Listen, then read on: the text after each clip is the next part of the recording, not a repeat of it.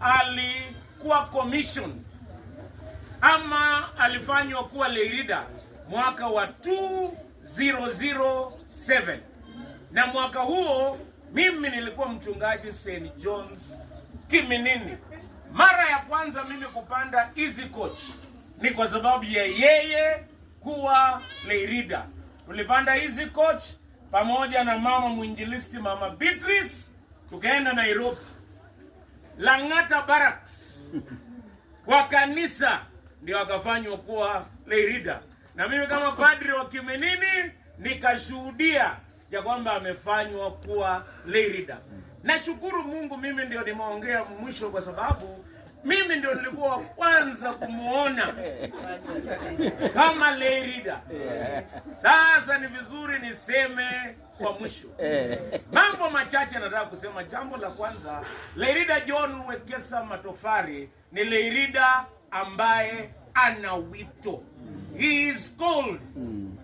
Hasukumwi na chochote, sio fedha, sio nini, anasukumwa na wito.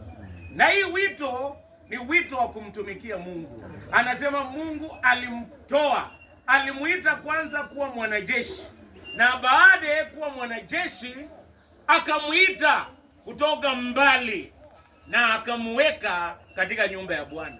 Wito ya kwanza ilikuwa kuwa Mkristo.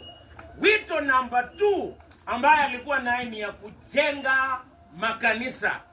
Nakumbuka nikija St. John's Kiminini, development chair ambaye alikuwa ni John Wekesa Matofari. Siku ya kwanza nikikuwa kwa kanisa, ilikuwa kanisa ile mzee.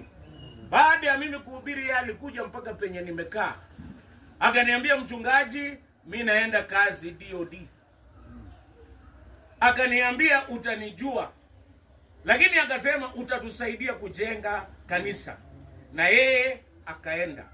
Baadaye tulipofanya uchaguzi, mzee Christopher Timbwa akachaguliwa, na yeye akawa msaidizi wake.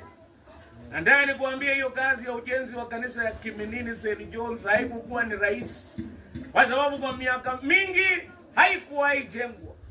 Na tulipoanza mara ya kwanza, harambee ya kwanza tulipata 10,000. Mimi nilikuwa mgeni wa heshima, nilitoa 2,000.